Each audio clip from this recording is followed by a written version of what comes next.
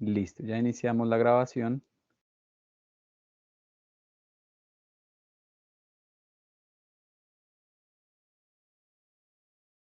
Ahora sí, entonces, datos de entrada, datos de salida. ¿Qué tipos de datos podemos encontrar nosotros? Datos numéricos, que pueden ser enteros, reales o complejos. Textos, que pueden ser letras, palabras o frases, entre otros datos que vamos a mirar más adelante. Me sirven para resolver un tipo de problema específico, ya sea operaciones aritméticas, ya sea dar el resultado del clima. Son secuencias de pasos concretos, ¿sí? Es, son definidos, estos algoritmos tienen que tener una coherencia y tienen que tener una secuencia de pasos concretos, específicos, que tengan una acción específica. Requieren la definición de la entrada y de la salida. ¿Esto a qué se refiere? ¿A qué datos voy a colocar de entrada y qué quiero en mi salida? En este caso, el resultado de la suma. Deben ser adecuados para ser ejecutados por un computador. En este caso deben tener un lenguaje apropiado que el computador los pueda interpretar. ¿Qué tiene que ver con la programación? Entonces, la programación consiste en crear programas de computador que resuelvan problemas específicos. Un programa de computador es la implementación de un algoritmo. El simple hecho de nosotros encender el computador, ya estamos trabajando con un algoritmo.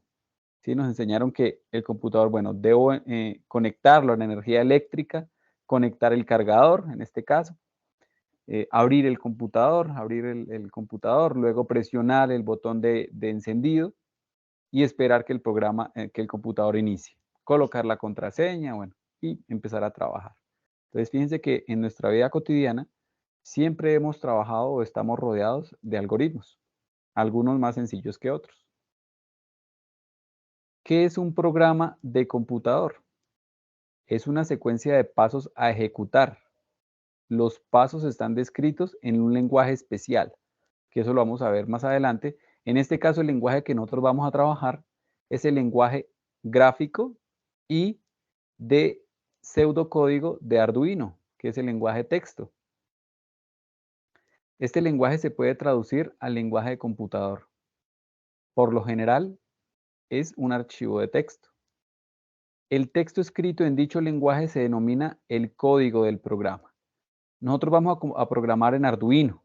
Sí, ya lo sabemos que vamos a programar en Arduino, en código texto. Y ese código, cuando nosotros lo cargamos a nuestro Arduino, se convierte en código binario de ceros y unos que el Arduino, en este caso el microprocesador, puede comprender y puede ejecutar. Es necesario contar con formas de expresar algoritmos.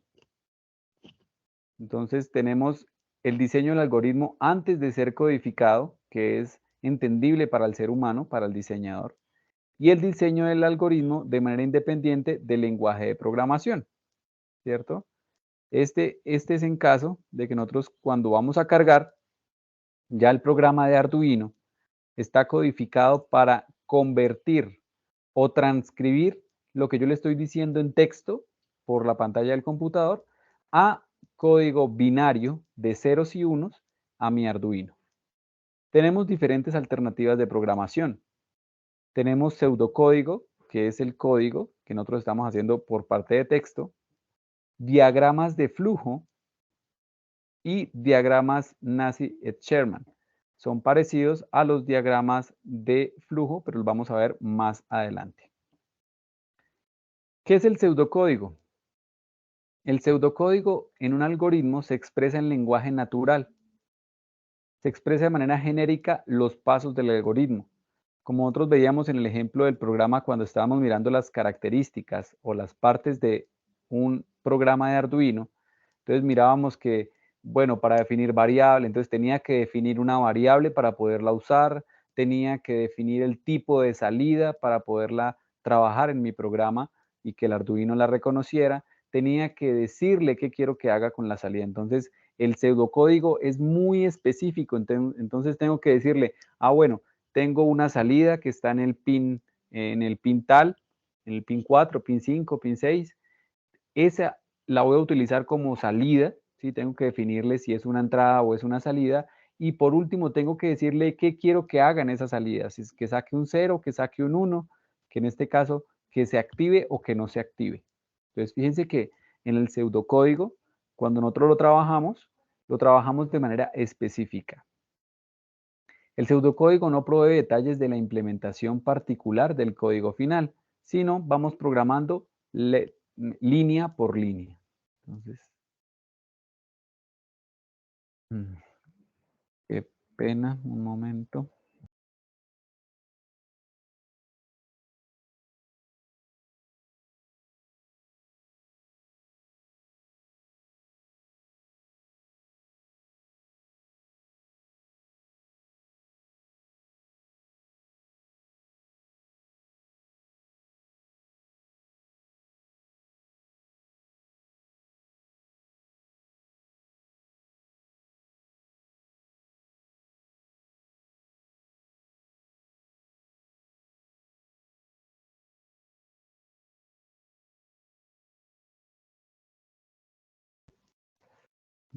Hoy la asistencia sí está bajita, apenas 11 de 31 que se inscribieron. Bueno, vamos a continuar. Hasta el momento, ¿hay alguna pregunta con respecto al pseudocódigo?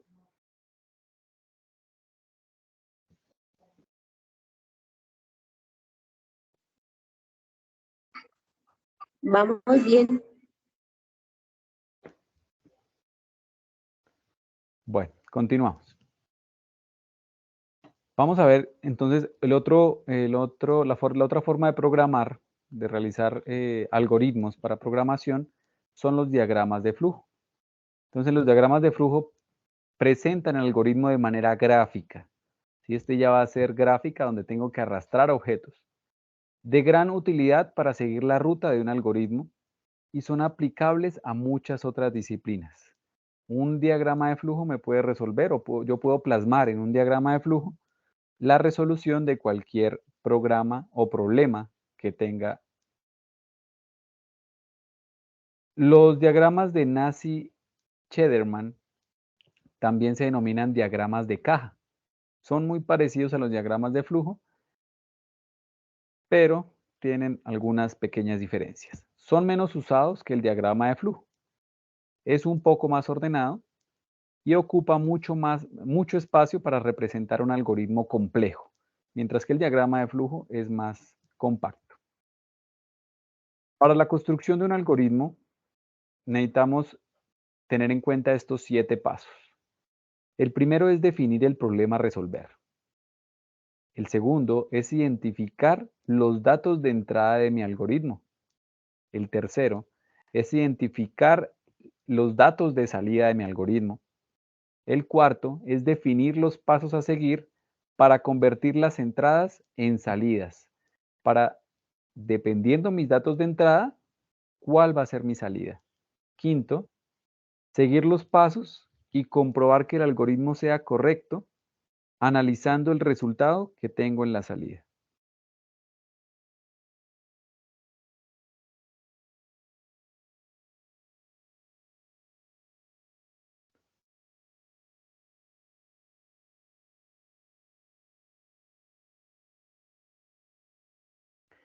Sexto, revisar los pasos y hacer las correcciones. Y por el último, ya quedaría resuelto el problema que nosotros tenemos en solución.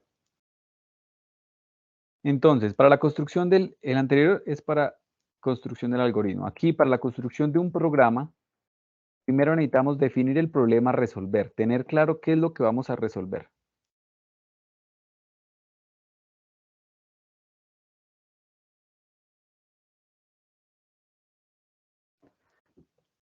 Segundo, definimos el algoritmo que lo puede resolver. Tercero, escribimos el programa. Entonces, en la escritura del programa, debemos escribir cada uno de los pasos del algoritmo en el lenguaje de programación. Aquí ya entramos al lenguaje de programación.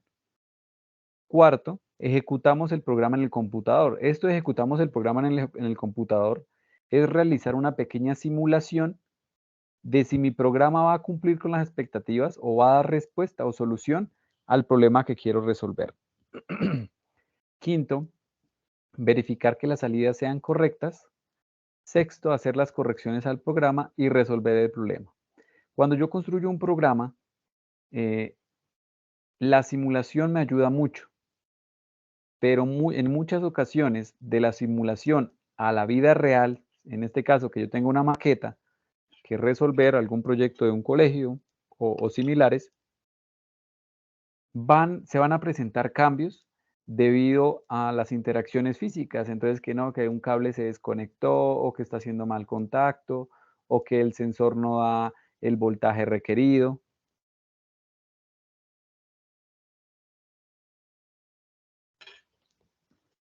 Entre otros problemas, por lo cual hay que hacer correcciones al programa antes de tener el resultado final o de entregar la solución del problema. Aquí tenemos un ejemplo y es el calcular el precio de una manzana. Entonces, ¿qué tenemos como datos de entrada? Como datos de entrada vamos a tener el precio en pesos del kilo de manzanas, ¿cierto? Que lo vamos a llamar K. En este caso vamos a trabajar con la constante K. El peso en gramos promedio de una manzana lo vamos a llamar P. Entonces tenemos constantes K y constantes P, o variables K y variables P. Como salida, vamos a tener el precio en pesos de una manzana, que lo vamos a llamar con la variable M. Entonces, por favor, tomen nota o tengan claro estas constantes, estas variables, ¿cierto? Al precio del kilo de las manzanas lo llamo K, al peso en gramos de una manzana lo voy a llamar P, y al precio de la manzana total del resultado lo voy a llamar M.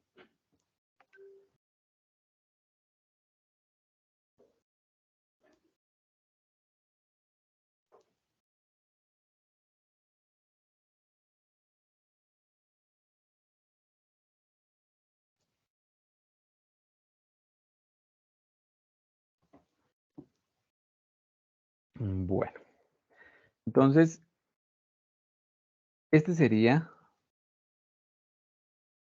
perdón, acá. Tenemos acá nuestro diagrama de flujo. Entonces, decimos que ingresar K y P. Entonces, ingresar el precio en kilogramos de un kilo de manzanas y ingresar el peso de la manzana. Creo una variable adicional. Fíjense que estoy creando una variable adicional que se llama G, que esa no la tenía en el programa anterior. Mira, tengo K, P y M. Y aquí estoy creando G. G, en la variable G voy a almacenar, recuerden que con un solo igual, voy a almacenar el dato de K, ¿cierto? El precio del kilo de manzanas dividido en 1000. ¿Por qué 1000? Porque un kilo tiene 1000 gramos. Entonces, aquí quiero saber cuánto vale cada gramo de manzanas. Luego, en la letra M, que es el resultado del peso del valor de la manzana, voy a guardar el dato de el valor del gramo por el peso que me dio la manzana. Y por último, devuelvo el valor de M para mostrarle al usuario cuánto tiene que pagar por esa manzana. Aquí tenemos más compacto, entonces ingresamos el valor, hacemos el cálculo del gramo, luego lo calculamos el precio de nuestra manzana y mostramos el valor de la manzana. Y en código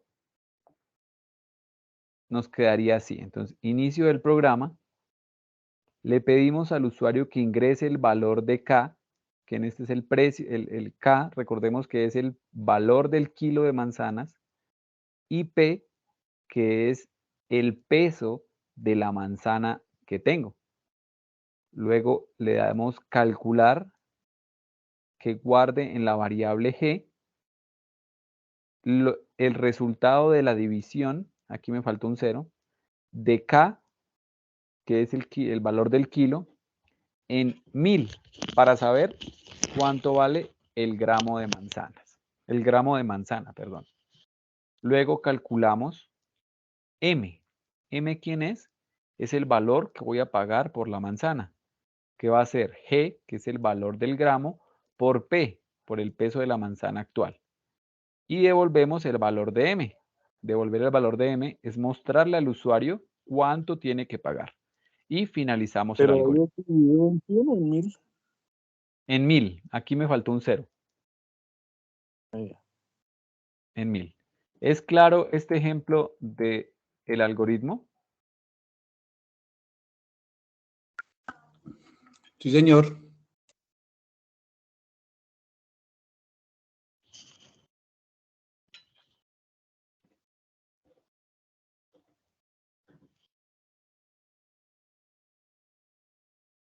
Ok, entonces continuamos.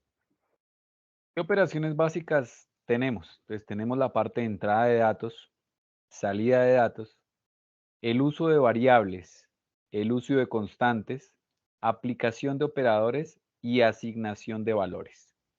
Pues fíjense que acá tenemos la entrada de datos. Bueno, aquí va a estar más específica, pero pues se las voy a dar aquí un ejemplo.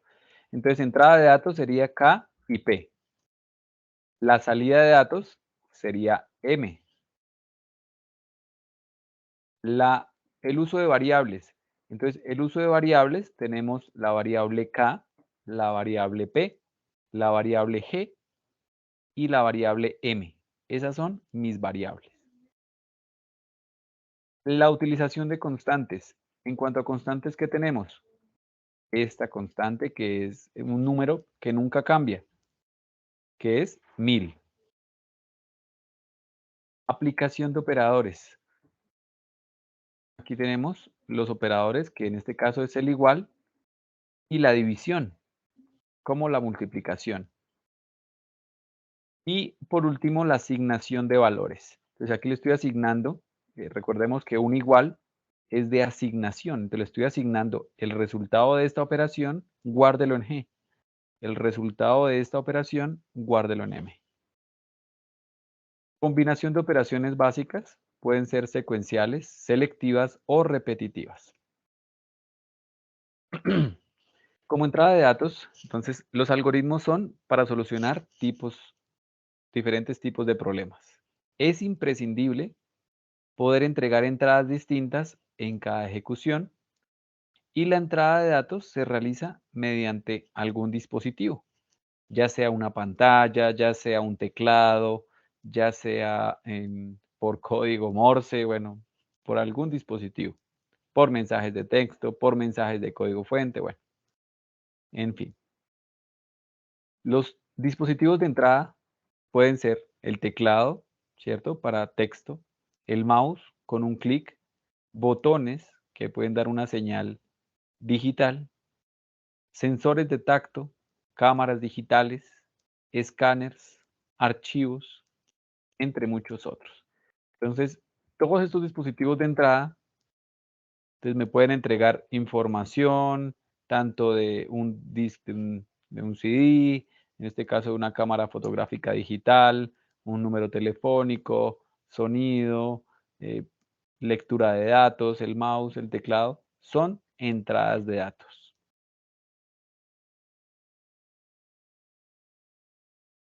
Cada dispositivo tiene distintas características. Por lo general, sirven para cosas distintas. Los sistemas definen un dispositivo de entrada por defecto. Este dispositivo se denomina la entrada estándar. En un computador suele ser el teclado. La salida de datos. De nada sirve implementar un algoritmo si no podemos saber su resultado. O sea, el algoritmo tiene que tener un inicio y un final, ¿cierto? Tiene que tener una entrada de datos y una salida de datos. Al finalizar el algoritmo o durante la ejecución del algoritmo, es imprescindible obtener la información resultante de su ejecución. La salida de datos se realiza mediante dispositivos. ¿Qué dispositivos de salida podemos encontrar? Pantallas, a través de pantallas, a través de una impresora, a través de parlantes como sonidos, tableros luminosos, motores, tarjetas de red, archivos, entre muchos otros dispositivos de salida que podemos encontrar en la actualidad.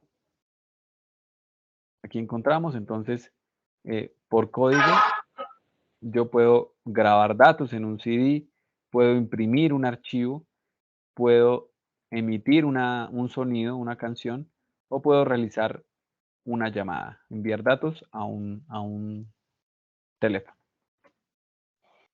Al igual que en la salida de datos, al igual que con la entrada, cada dispositivo tiene finalidades distintas. Los sistemas definen un dispositivo de salida por defecto. Este dispositivo se denomina la salida estándar. En un computador suele ser la pantalla. Porque nos decía que las entradas por defecto en un computador es el teclado y la salida nos dice que es la pantalla.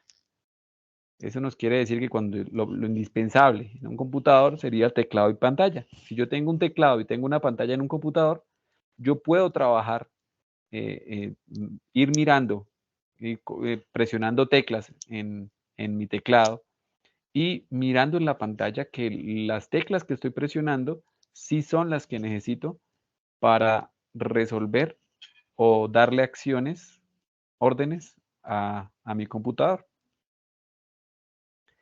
En cuanto a la utilización de variables, durante la ejecución del algoritmo es importante recordar los resultados parciales de cada paso. Para eso se usan las variables.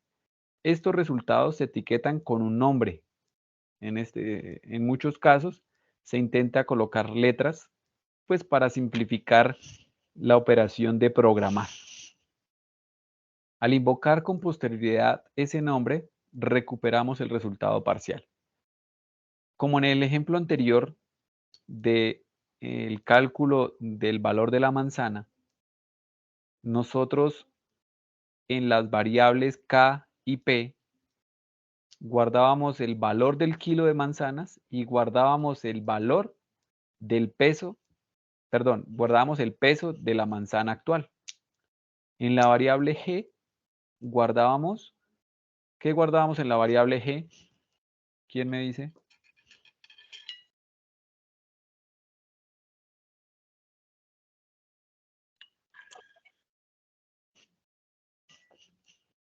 El cálculo del valor del gramo. El valor Muy bien, dividido en 1000. correcto. En la variable G guardábamos el valor del gramo de manzana y por último en la variable M guardábamos el resultado de multiplicar el valor del gramo por el peso de la manzana. Entonces estos resultados se etiquetan con un nombre. Al invocar con posterioridad ese nombre, recuperábamos el resultado final. Aquí tenemos el ejemplo. Entonces, K es el dato de entrada y también se considera una variable. Y G se utiliza para recordar el valor del gramo de manzana. Las principales características de una variable es que su valor puede cambiar a través del tiempo. Por eso se le denomina variable, porque puede variar. Usualmente se compara con una caja donde se puede almacenar una sola cosa. En este caso, estamos almacenando, por ejemplo, en el caso anterior estábamos almacenando en K el precio del kilo. No guardamos absolutamente nada más. Un solo dato. Por lo general, las variables se definen con un tipo de dato. En la clase anterior, en la sesión anterior, yo les hablaba que habían variables de tipo entero, de tipo flotante, de tipo carácter, entre muchos otros tipos. El tipo de dato restringe qué tipo de cosas se pueden guardar en las cajas. Además de las variables, un algoritmo requiere de constantes.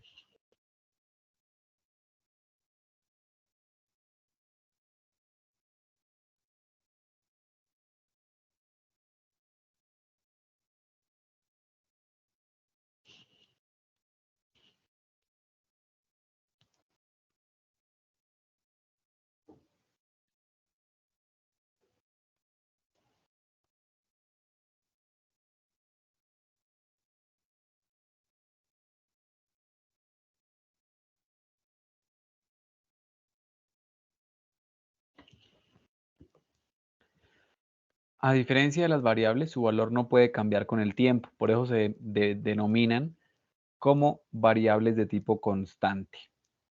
Las constantes también pueden recibir nombres para mayor claridad.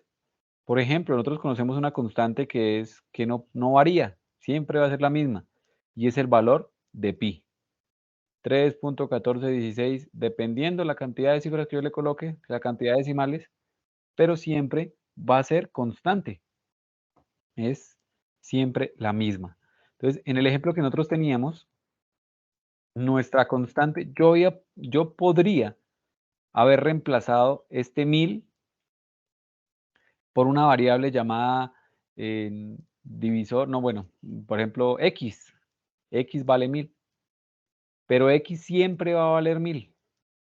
Recordemos que en Arduino yo les expliqué en la sesión anterior que para definir una variable constante le colocábamos la palabra const int. Entonces, variable de tipo constante, que yo la uso normalmente en Arduino para definir los pines de conexión donde tengo mis entradas y mi salida de datos. ¿Hasta aquí alguna pregunta con respecto a las variables y las constantes?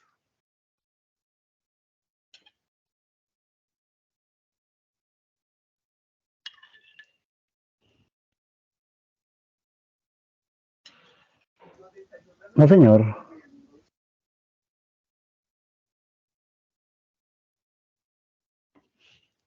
Perfecto.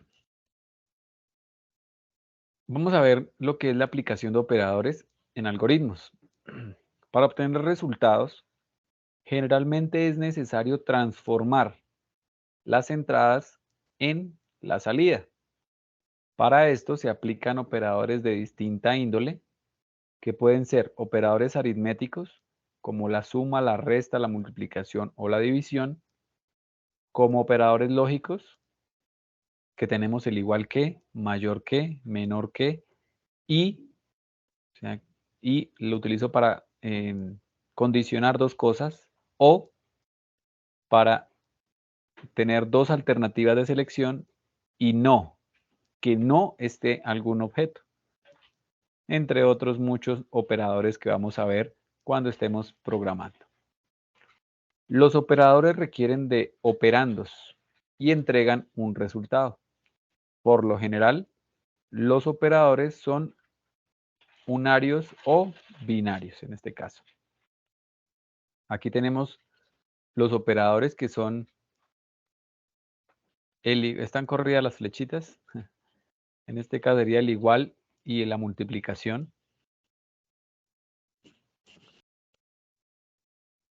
En cuanto a la asignación de valores, el resultado de un operador se puede almacenar en una variable. Como veíamos acá, el resultado de esta multiplicación lo almacenábamos en la variable m. Para esto se utiliza un tipo especial de operador. En este caso, el tipo especial de operador que nosotros estábamos trabajando es el igual. Es un operador de asignación de valor. Solo se puede asignar valores a variables que no sean constantes. ¿Sí? Todo lo que es constante, yo no le puedo cambiar el valor porque el programa sabe, o yo lo definí al inicio, que iba a ser constante, no variable, sino constante. O sea, ese valor no lo puedo modificar. Entonces hay que tener muy presente cuando trabajo con variables, para definirlas muy bien o tener claras cuáles van a variar a través de mi programa y cuáles van a permanecer iguales.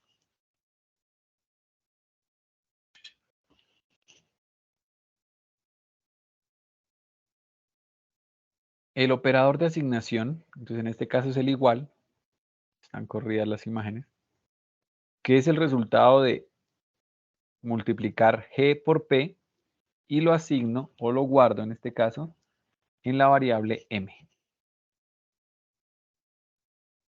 Combinación de operaciones básicas, entonces podemos encontrar secuenciales, que es un conjunto de operaciones básicas que pueden ser ejecutadas en forma secuencial. una operación no inicia hasta que la anterior se haya ejecutado. Entonces, las operaciones son secuenciales. Aquí en nuestro diagrama de flujo, fíjense que lo único que nos representa, o la única diferencia que podemos notar acá inicialmente,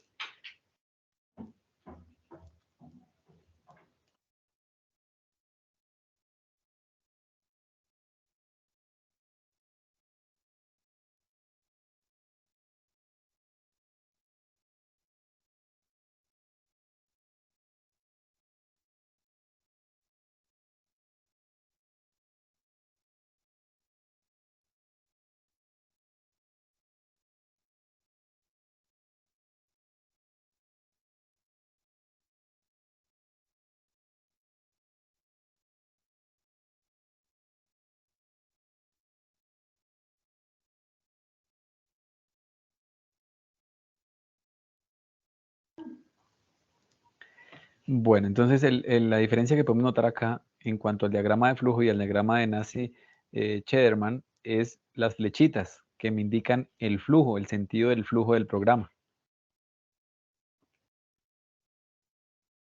Tenemos acá la explicación del código, entonces ingresamos, donde K va a ser 200, va a valer 200, y P 250. Entonces, ¿cuánto es el valor del kilogramo de manzanas? 200 pesos. ¿Cuánto pesó mi manzana? Pesó 250 gramos. Recordemos las unidades. Entonces G tiene el valor de 0.2, que es dividir los kilogramos en 1000. Ahí creo que falta un 0. Y M me va a dar el valor de 50, que es este 0.2 por 250 me va a dar 50. También los algoritmos pueden ser pueden ser selectivos. Un algoritmo puede optar por ejecutar o no una operación con un comando llamado si entonces. Si se cumple una condición, entonces haga tal cosa.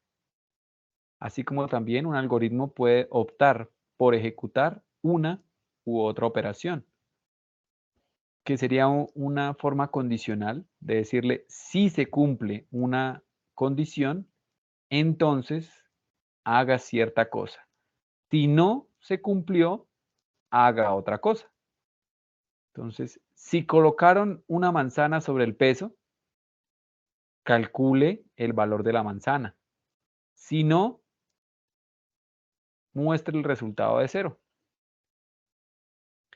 Esta decisión se basa en una condición. Esta decisión controla el flujo del algoritmo. Por eso se denomina una estructura de control. Entonces, fíjense que tenemos nuestra primera estructura de control. El sí, entonces, o el sí, entonces, si no. Aquí lo tenemos más explicado. Entonces, tenemos nuestro flujo de datos, que puede ser derecho. Entonces, si se cumplen estas condiciones, si aquí dentro de este rombo, en la letra C, yo le puedo decir, si se cumple la acción, pase derecho al paso 4. Si no se cumple, pase al paso 3 y luego al paso 4. Este es el diagrama de flujo. Ahora, en el diagrama de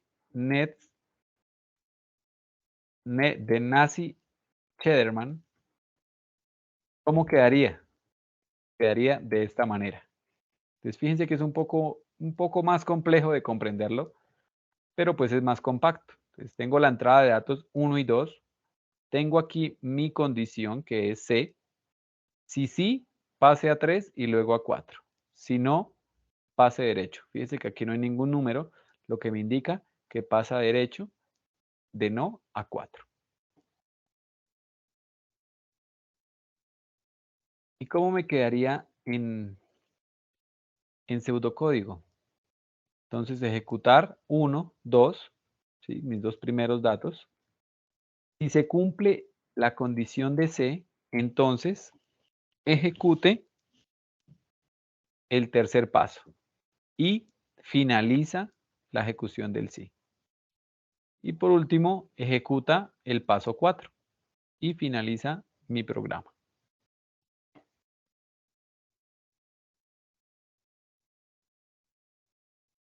Si no se cumple la condición, entonces pasa directamente al paso 4 y no va a ejecutar el paso 3. ¿Es claro,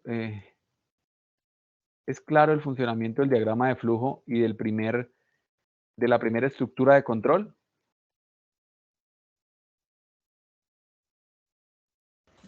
Perdón, tengo una duda. Sí, señor.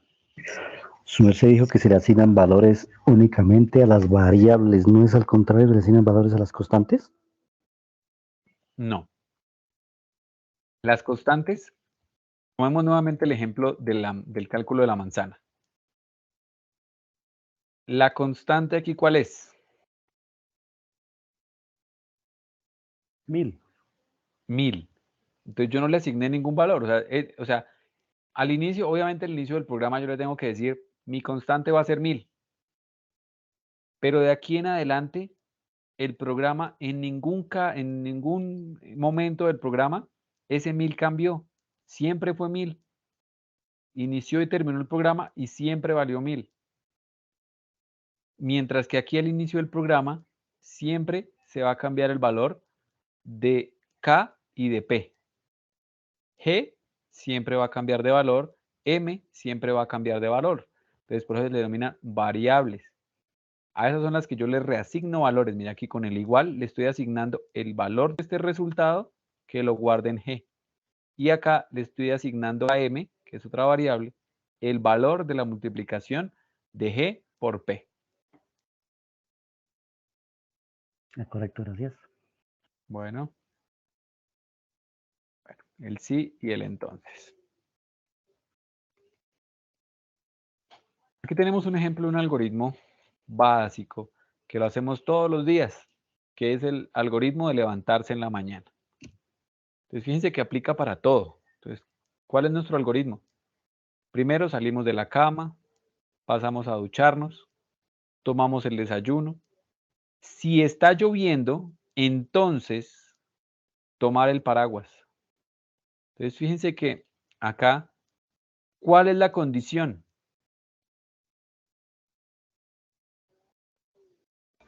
Llover, la lluvia.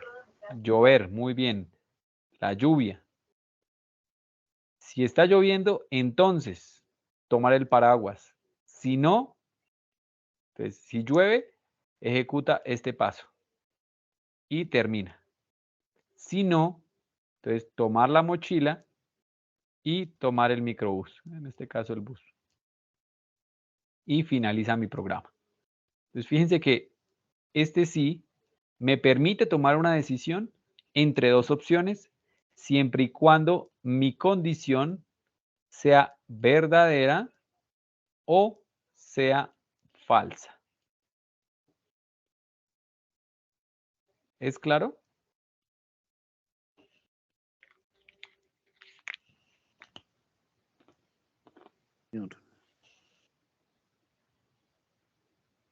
Bueno, continuamos.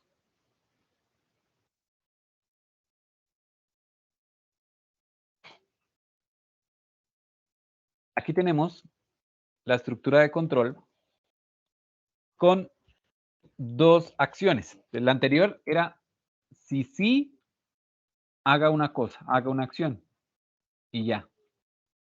Si no, finaliza el programa. Aquí es si sí, si sí se cumple la condición, ejecute la acción 3A. Y si no se cumple, ejecute la acción 3B y finalice el programa.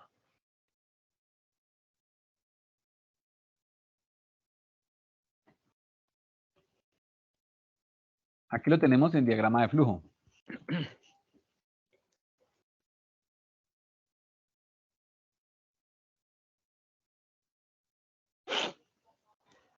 Aquí lo tenemos en diagrama de flujo. Muy claro, muy básico. Las flechitas me ayudan a orientarme, a guiarme de cuáles son las condiciones. Si sí, y aquí es si no. Si no, entonces ejecute este. Paso 1, paso 2. Si se cumple la condición, ejecuta el comando o la acción que tengo programado acá en 3A. Si no se cumple, entonces ejecuta el comando que tengo programado en 3B. Entonces aquí recordemos que es si sí y si no.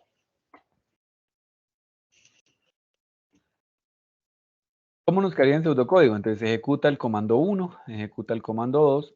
Si se cumple la condición de C, entonces ejecuta 3A. Si no, mira, aquí está la otra condición, ejecuta 3B. Finaliza la estructura de control que inició acá, finaliza acá, y este paso lo ejecuta independiente de la estructura de control, porque estos dos pasos que están acá, más este paso que está acá, son independientes de esta estructura de control. ¿Listo? Si es clara la diferencia entre el sí entonces y el sí entonces sí no, entre estas dos estructuras de control.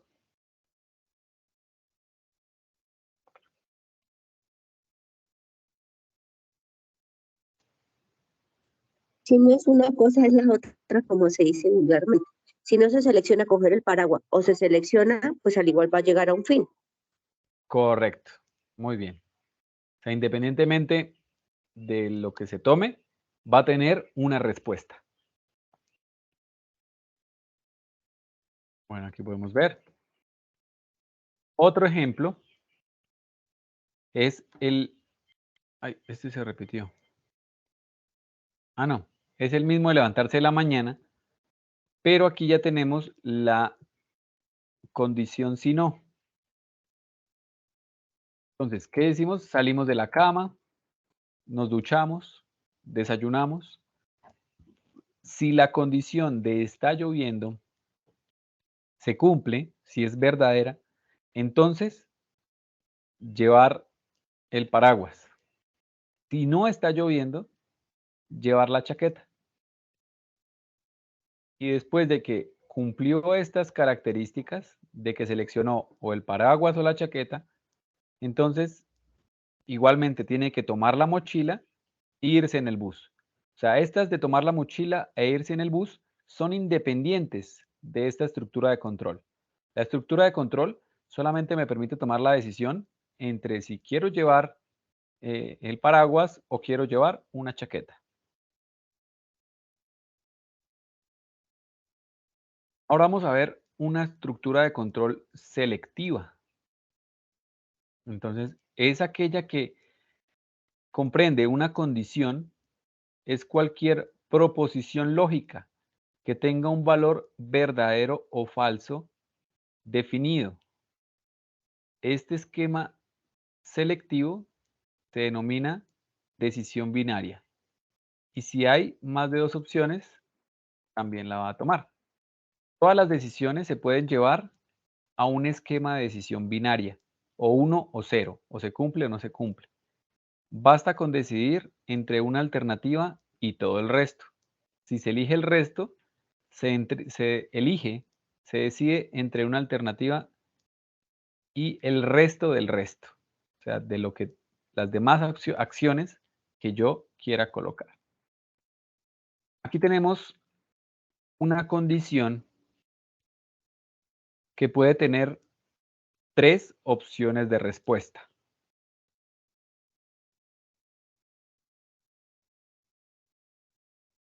Si X es mayor a 0, va a tomar por esta acción.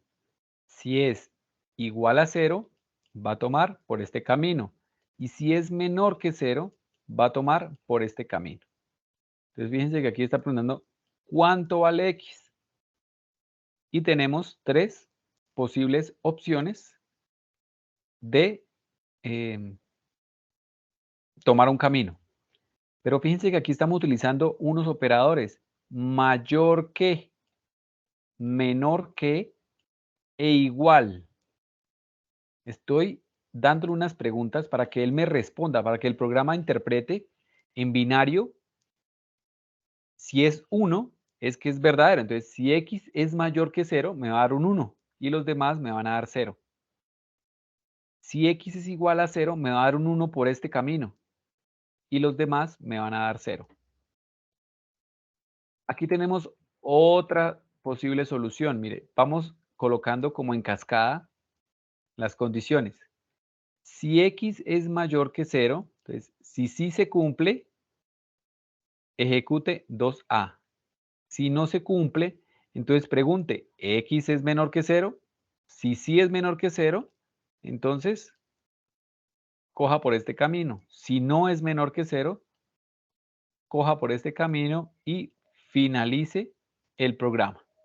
¿Y puedo colocar más preguntas en cascada? Sí, puedo colocar más preguntas en cascada. Más estructuras de control. Vemos que puedo tomar 3 distintos caminos. En el otro diagrama, en el diagrama NESI, ¿qué vamos a encontrar? La primera pregunta, si x es mayor que 0. Si sí, fíjense que ejecuta el 2a y finaliza el programa. Primer camino. Segundo camino, si no, entra otra pregunta. Si x es mayor que 0, si sí, ejecuta el 2b y finaliza el programa. Si sí es menor que 0, ejecuta el 2c y finaliza el programa. Tenemos los mismos 3 caminos. Recordemos que estos 2 diagramas son exactamente para representar el mismo algoritmo de programación.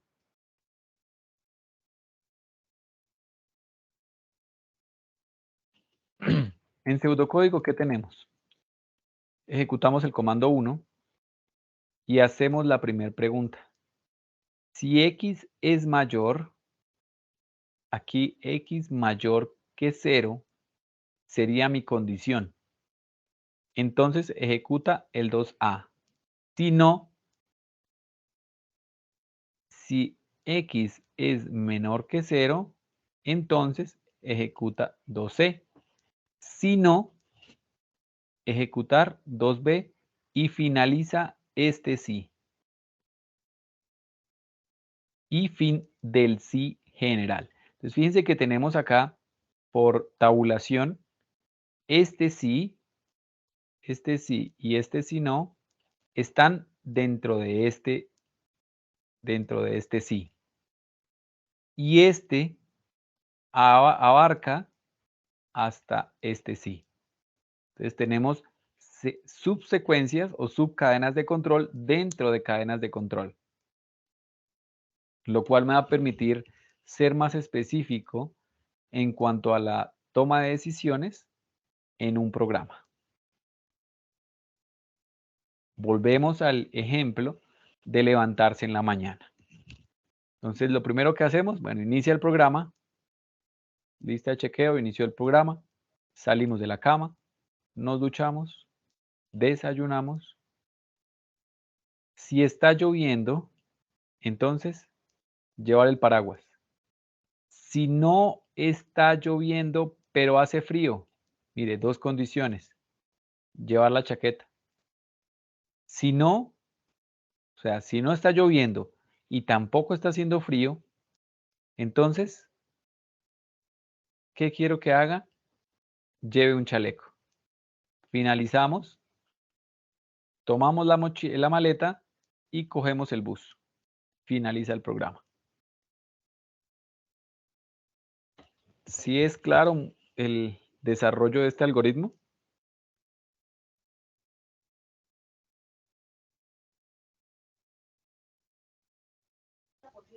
Hasta ahí sí.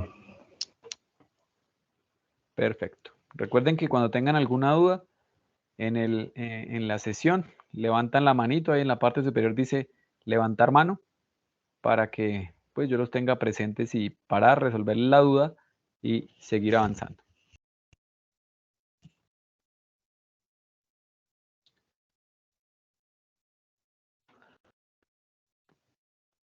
Vamos ahora a observar o a estudiar la estructura de selección múltiple.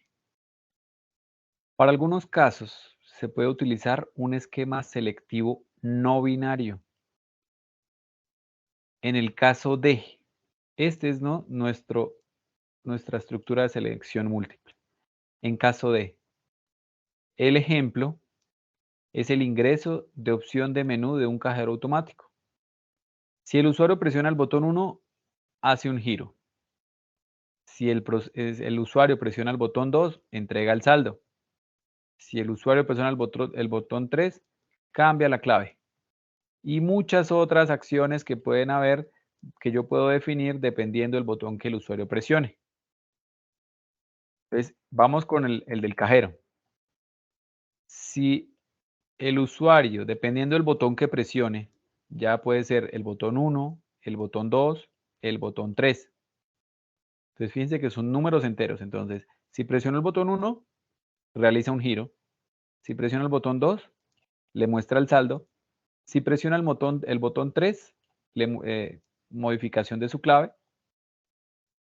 Si ya no corresponde a ninguno de estos tres, me va a botar otro camino. Y ese camino me va a enviar un mensaje de error. Y luego de que pasa el mensaje de error, finaliza mi programa. ¿Hay alguna pregunta?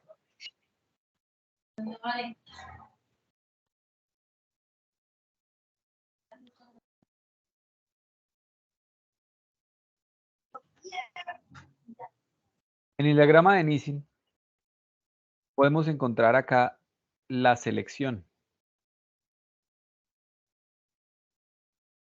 Tenemos el botón. Mi entrada sería el botón. Entonces, leemos el botón del teclado y me dice, si es un 1, realice un giro. Si es un 2, realice un saldo. Si es un 3, cambie la clave. ¿Puedo colocar más opciones? Sí. Pero si presionó otro botón que no corresponde a ninguno de estos, mande un mensaje de error y finalice el programa. Aquí lo tenemos en pseudocódigo.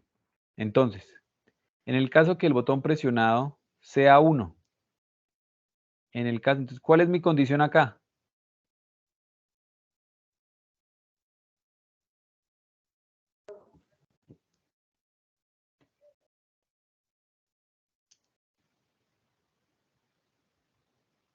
¿Cuál sería la condición para este programa?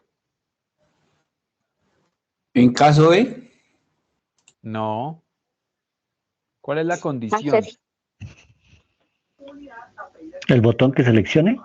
Muy bien, el botón. Esa es mi condición, el botón. Entonces, el botón, dependiendo del botón, voy a tener tres casos en este caso. Si el botón vale 1, haga esta acción. Si el botón vale 2, haga esta otra acción. Si el botón vale 3, haga esta otra acción. En cualquier otro caso, miren, en cualquier otro caso que sea diferente al 1, 2 o al 3, envíe un mensaje de error y finalice la estructura de casos. Entonces se llama un switch case. Lo vamos a ver en Arduino. Esta es la estructura de control para selección de diferentes casos. Esto lo ¿Y utilizo qué cuando... más dijeron del este entonces? Señor.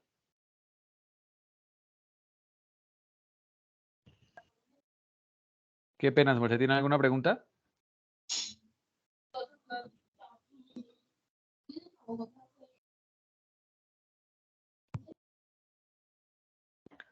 Continuamos. Otra estructura de control que podemos nosotros encontrar es la estructura repetitiva.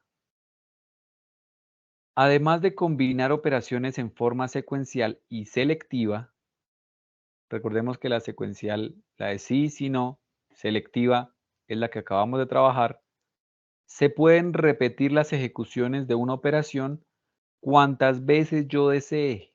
Entonces aquí esta repetición de veces es a decisión del usuario. Para eso existen varios esquemas o estructuras de control. La primera sería repetir el programa mientras se cumpla una condición. Siempre que esa condición sea verdadera, el programa se va a repetir. Puedo repetir el programa hasta que se cumpla una condición. Aquí podríamos decir que mientras que no sea falso, va a ejecutar esta programación. O repetir un número determinado de veces. Entonces no quiero que me repita el programa 5 veces, 10 veces, 20 veces, a decisión del usuario. Esa va a ser la función repetir o estructura de control repetir. Vamos a ver, entonces, el primer ejemplo, vamos a encontrar, o la primera estructura es el mientras que. ¿Qué hace el mientras? Se repite una operación mientras una condición sea verdadera. Entonces, mientras una condición sea verdadera, se va a repetir mi operación, mi código. Al esa condición dejar de ser verdadera, el ciclo se rompe y se finaliza. Si la condición nunca es falsa, se va a tener un ciclo infinito.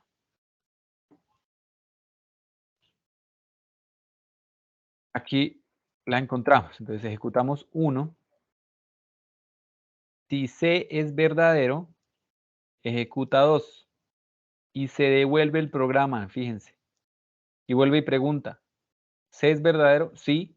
Ejecute el número 2 y vuelva a preguntar. ¿C es verdadero? Sí. Ejecute el programa y vuelva a preguntar. Supongamos que C es una variable. Entonces, ¿C es verdadero? No. Cuando esa variable deja de ser no, finaliza el ciclo de repetición y ejecuta el número 3. ¿Cómo lo tenemos acá? Ejecuta el paso 1, realiza la pregunta. Si C es verdadero, ejecuta el 2 y vuelve y pregunta. Si C es verdadero, el 2. Cuando C es falso, pasa a ejecutar el número 3. Fíjense que aquí es un poquito más ordenado. Bueno, no sé, a mi parecer o en mi percepción, me gusta más trabajar con diagramas de flujo que con el diagrama de Nielsen. ¿Cómo me queda en pseudocódigo el mientras? Ejecutar comando 1. Mientras se cumpla la condición, ejecutar 2. Cuando no se cumpla, va a pasar al fin de mientras, ejecuta la acción número 3 y finaliza el programa. Vamos a verlo con un ejemplo. Ejemplo, validar el ingreso de valor positivo. ¿Sí? Vamos a validar el ingreso de un valor positivo. Entonces, inicia nuestro programa. Definimos una variable llamada x. Asignamos el valor de -1 a la variable x. Le preguntamos, hacemos el ciclo de control. Mientras x sea menor que 0,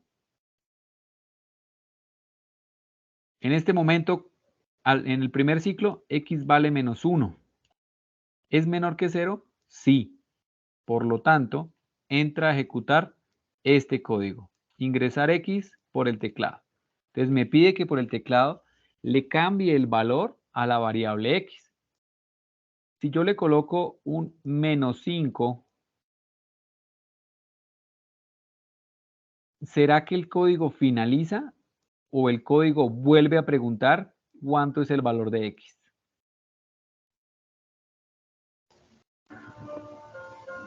Vuelve a preguntar. Vuelve a preguntar.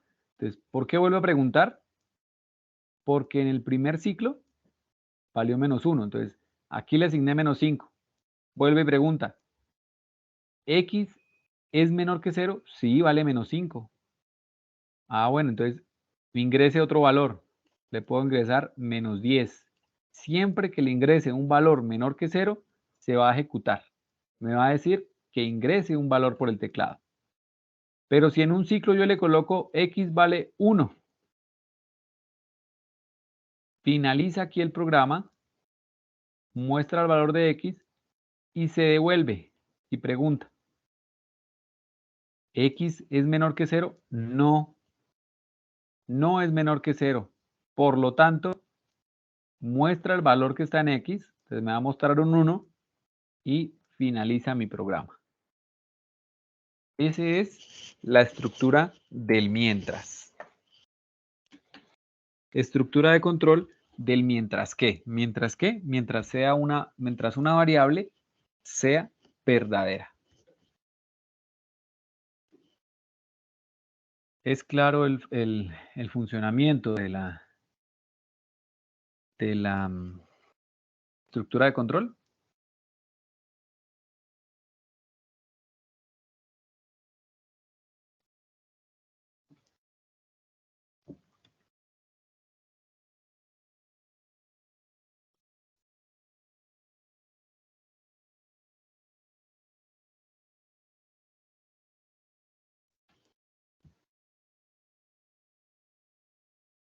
Cuénteme, José Arturo.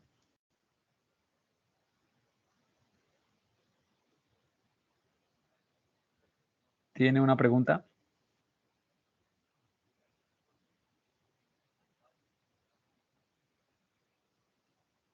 José Arturo, no lo escucho.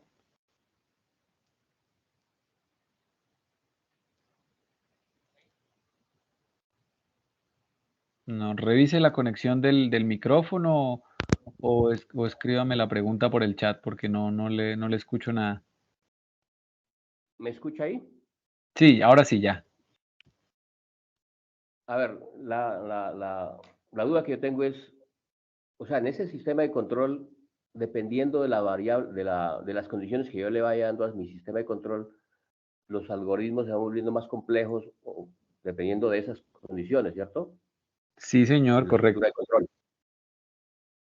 Y esa era la pregunta que, o sea, dependiendo de esas condiciones que yo le dé a mi programa, mi estructura de control se me va volviendo más complejo o menos complejo.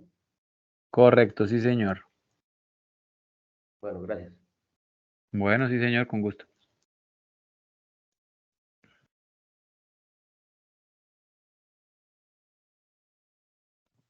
¿Qué pasa? Buenas noches. Buenas noches. ¿Qué pasa cuando tengo dos variables definidas? O sea, defino dos variables al mismo tiempo, x y le doy valores muy cercanos, por ejemplo, -2. O sea, a las dos variables le va a colocar el mismo valor de menos 2. No, a una -1 y a la otra -2. Si se cumple la condición, por ejemplo aquí, que sea menor que 0. ¿Menos 1 y menos 2 son menor que 0? Claro, sí, Sí. señor. Exacto. Entonces, de En todas ese maneras, caso, él va a ingresar. Él va a ingresar a ejecutar este código que tiene dentro de ese mientras que. O sea que yo ok. le puedo colocar la condición. Entonces, mientras que X y, Y, bueno, ese y Y, sí, como la llevo de otra manera. Mientras X y Y sean menor que 0, entre y ejecute ese código. Que ok. normalmente en Arduino es con AND. AND, que es Y en inglés. Es Y, X y Y. Entonces, X y Y sean menor que 0. Sean menores que 0. Si alguna de las dos, si esta le coloco -1 y esta le coloco -2, se cumple. Si esta le coloco 1 y esta le coloco 2, ya no, -2, perdón, ya no cumple, porque una de ellas no cumplió con las características de ser menor que 0.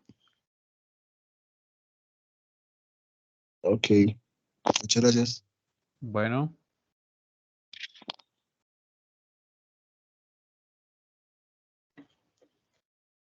¿alguna otra pregunta?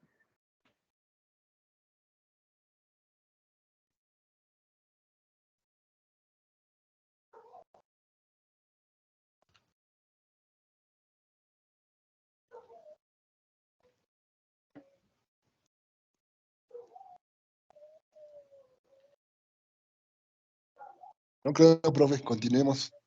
Ok, perfecto, listo. Vamos a continuar.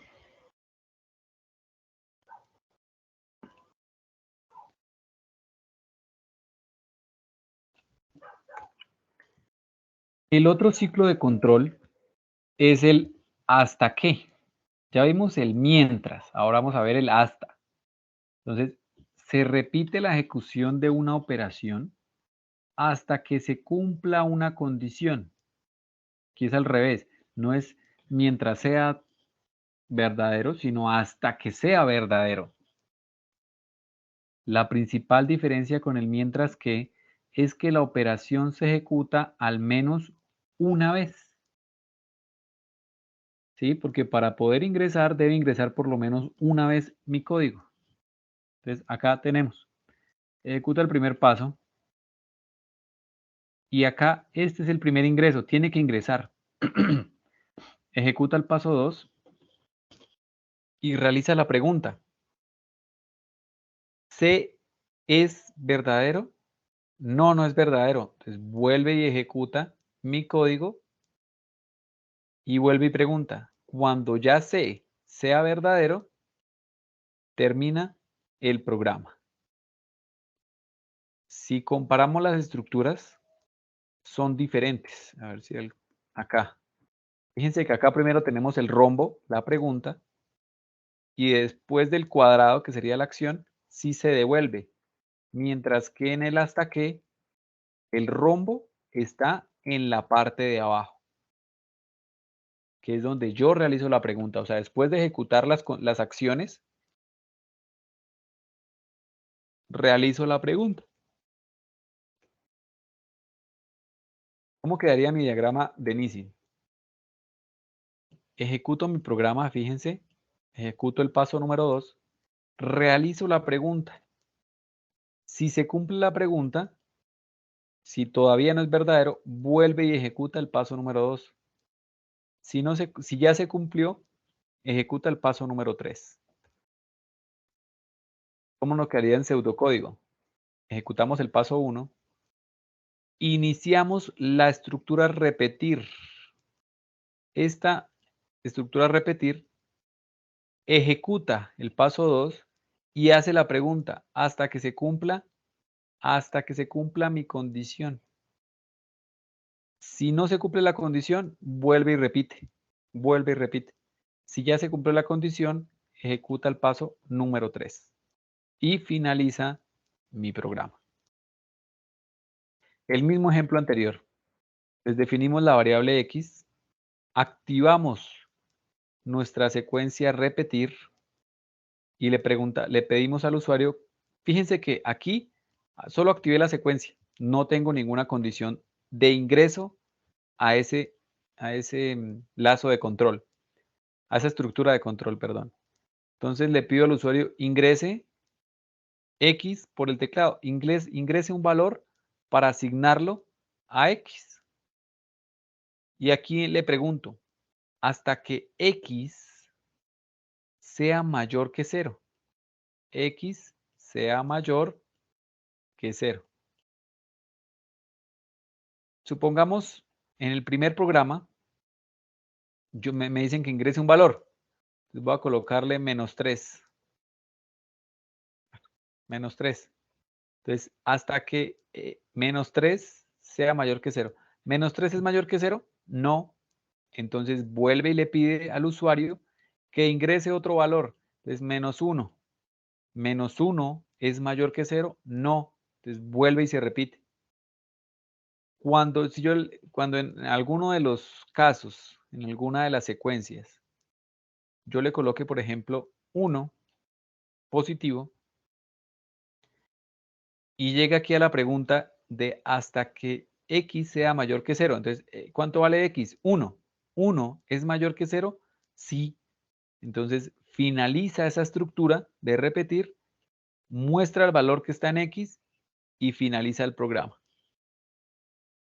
Esa sería la diferencia entre hasta que y mientras que. ¿Hay alguna pregunta entre estas dos estructuras de control?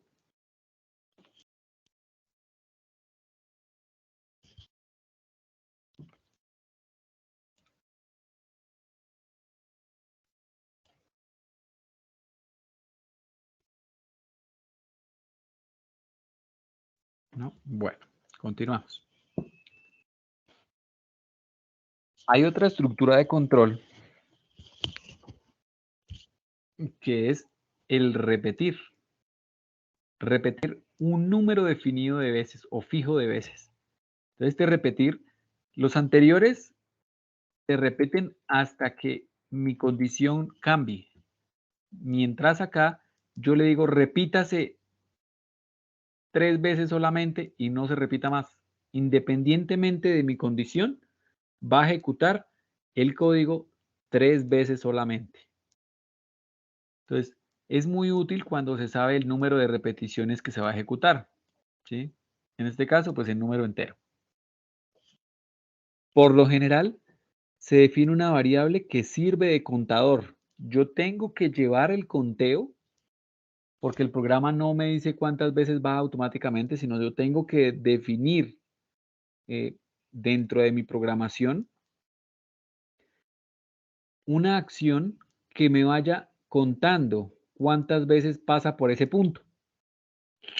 ¿Para qué? Para luego preguntar si ya se cumplió ese número de repeticiones o no se ha cumplido el número de repeticiones. Entonces, el contador mantiene el número de cada repetición o interacción.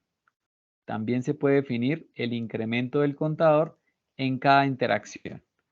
Vamos a ver acá. Entonces, ejecuta el primer paso, inicia el contador en 0, ejecuta el segundo paso, ¿cierto? Supongamos que cuando el contador valga 4, va a terminar el programa. Entonces, inicia en 0, aquí ejecuto el segundo paso, vale 1, cuando pasa otra vez, vale 2, cuando pasa otra vez, cuando hace un tercer ciclo, ¿sí? O sea, se devuelve una vez, se devuelve 2 veces, se devuelve 3 veces, se devuelve 4 veces. Cuando se devuelve 4 veces, finaliza el contador en 4 y finaliza mi código. Entonces, esto me permite ejecutar mi código 4 veces, pero tengo que definir un contador en un valor inicial y tengo que definir cuál va a ser el final de mi contador, de mi conteo de veces. ¿Cómo se trabaja en diagrama de Nissin? Este es el diagrama de flujo, diagrama de Nissin. Tenemos el inicio del contador, que es 0, el fin del contador, que va a ser 4. Aquí incremento mi contador de 1 en 1, cada vez que hace una interacción, cada vez que pasa por acá. Perdón, acá es el 3. Y por último, el 4.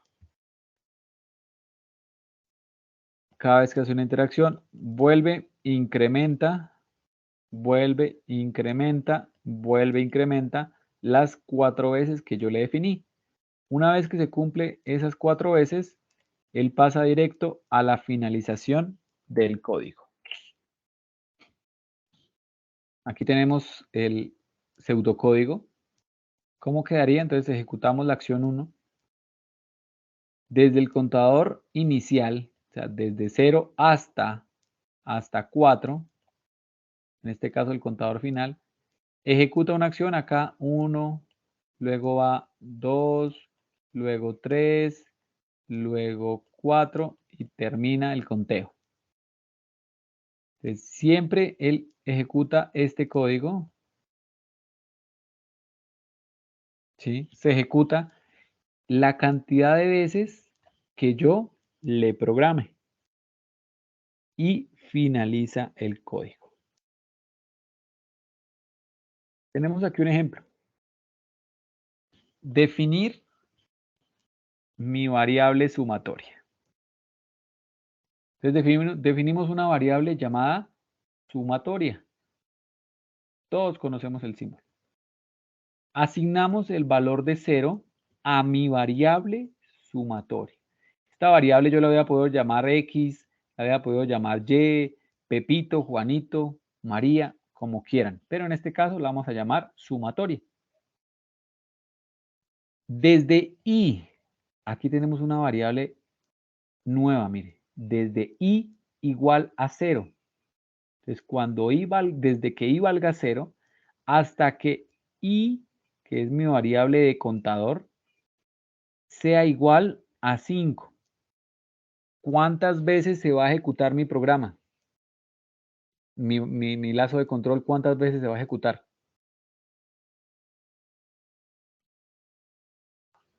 ¿6 veces? 6 veces, ¿cierto? Desde 0 a 5 son 6 veces, pero en la sexta ya no va a entrar.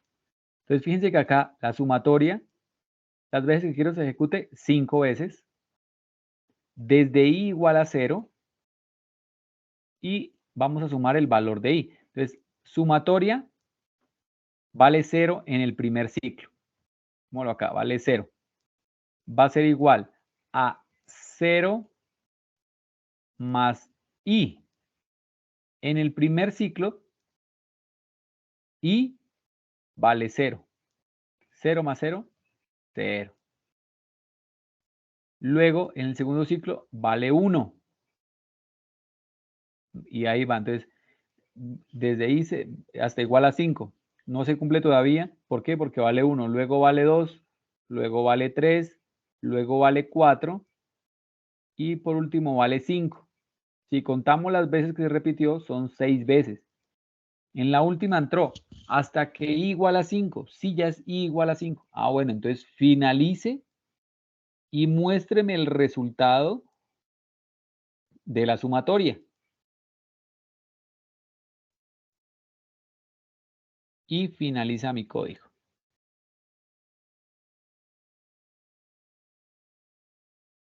¿Hasta aquí hay alguna pregunta con las estructuras de control?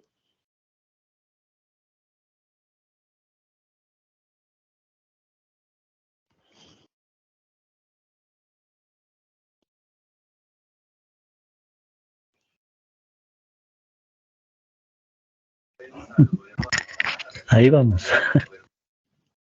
Ahí vamos. Pocos, pero seguros. Pensé que iban a ingresar más personas. De 30 Nos solamente hay toca 12 es, personas. hagamos los que la práctica, pero como los estudiantes, en la práctica aprendemos más.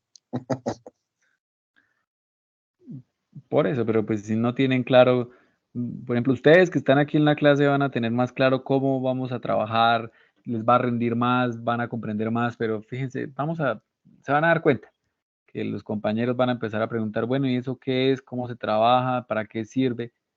Bueno, esperemos a ver. Las estructuras de control se pueden combinar. Yo puedo combinar las estructuras seriales, las selectivas y las repetitivas entre sí.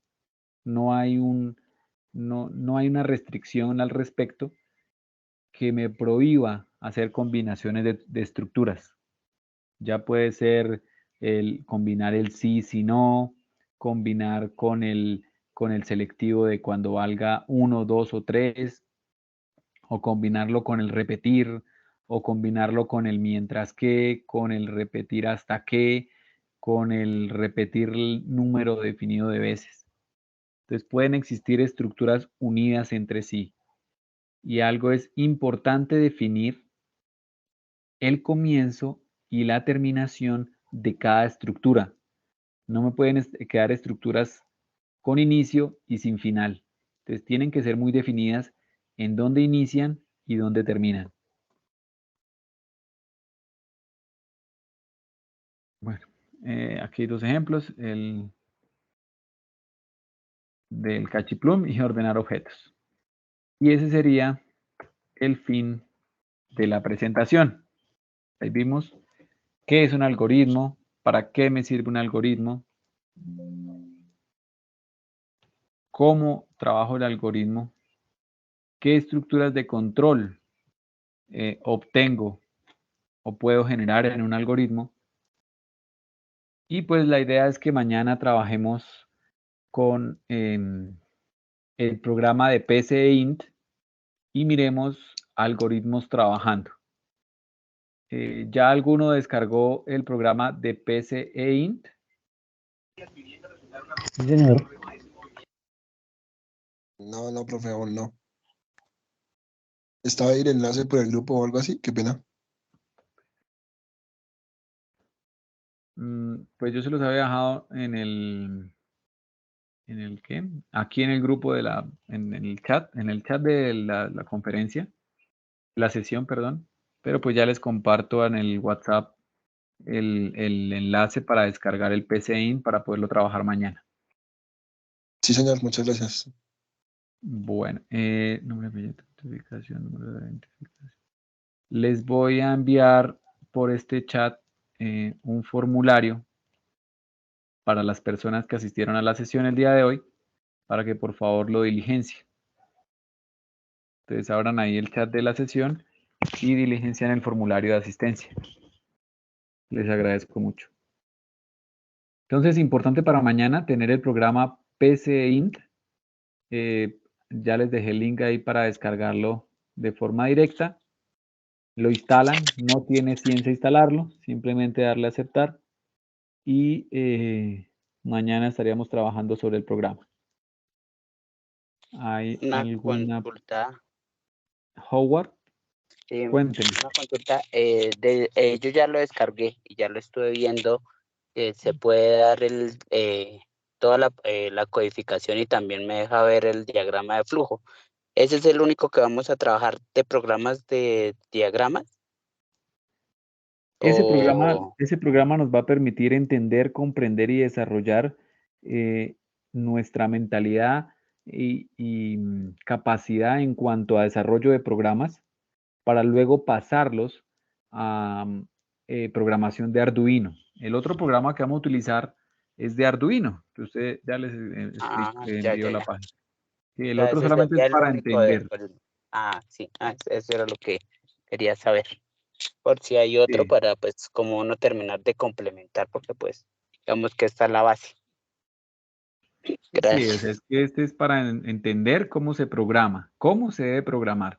Y ya Arduino, ya vamos a programar. Primero necesitamos entender cómo se debe programar y luego pues haremos la programación, el desarrollo de programaciones. ¿Listo? Hay otro programa que vamos a utilizar, bueno, no sé si ustedes han trabajado con Proteus.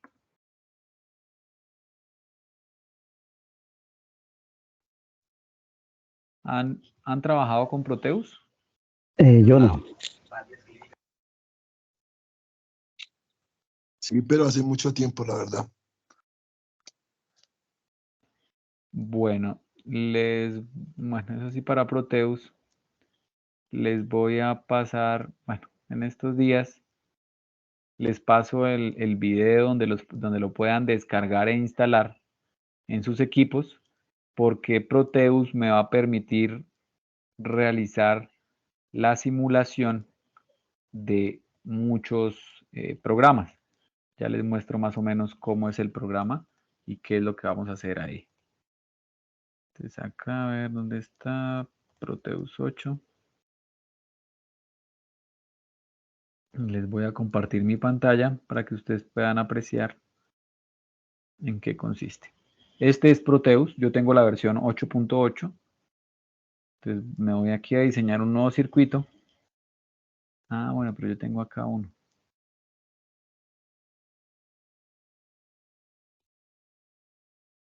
Aquí voy a abrir uno que tengo. Por ejemplo, ¿pueden observar mi pantalla?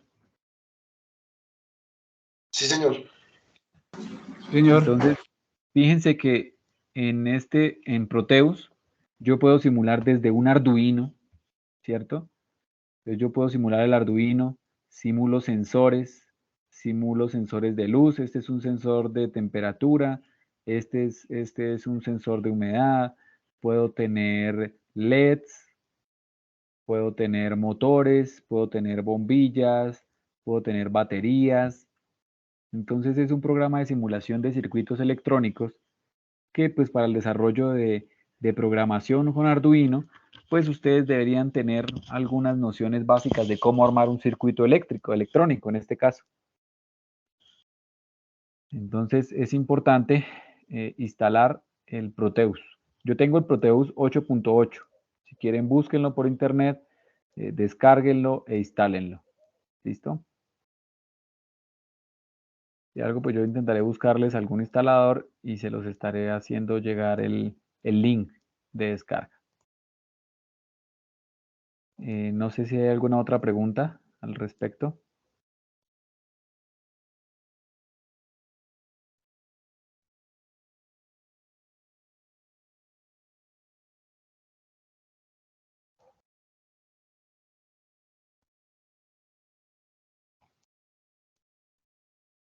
¿Hay alguna otra pregunta?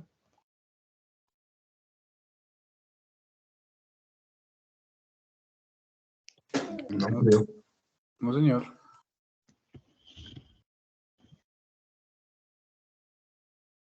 Vale, perfecto, listo.